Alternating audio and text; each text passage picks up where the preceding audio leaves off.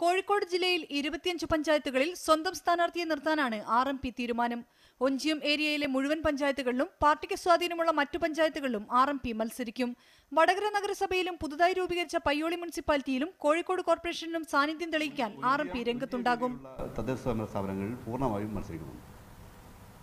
ബാക്കി സ്ഥലങ്ങളിൽ സ്വാധീനത്തിനനുസരിച്ച് ഉള്ള പരമാവധി മത്സരിക്കാൻ വേണ്ടി തയ്യാറുണ്ട്. ഇപ്പം തെരഞ്ഞെടുപ്പ് നാമനിർദ്ദേശ പത്രിക ഇനിയും സമയമുണ്ട്. അതാകുമ്പോഴത്തേക്കും 25 എന്നത് അതിലപ്പുറത്തേക്ക് പോകും. കോഴിക്കോടിന് പുറമെ സ്വാധീനമുള്ള മറ്റ് ജില്ലകളിൽ മത്സരിക്കുന്ന കാര്യവും RMP പരിഗണിക്കുന്നുണ്ട്. കണ്ണൂരിൽ ഭീഷണി മൂലം സ്ഥാനാർത്ഥികളെ നിർത്താൻ സാധിക്കുന്നില്ലെന്നാണ് RMP നേതാക്കൾ പറയുന്നത്. കണ്ണൂർ ജില്ലയിൽ ഞങ്ങളുടെ സ്ഥാനാർത്ഥിയായി നിൽക്കാൻ പലർക്കും ധൈര്യമില്ല, ഭയമാണ്. നിൽക്കുന്ന ആളുകൾ തന്നെ പിന്തിരിപ്പിക്കാൻ വേണ്ടി അവരുടെ കുടുംബങ്ങൾ ഒരിക്കലും ജീവൻ പോകരുത് എന്ന രൂപത്തിലേക്കുള്ള RMPയിലെ ചില നേതാക്കളുമായി സഖ്യ ചർച്ചകൾ നടത്തിയെന്ന CPM വാദം പരാജയ ഭീതി മൂലമാണെന്നും നേതാക്കൾ പറഞ്ഞു. മീഡിയ 1 കോഴിക്കോട്.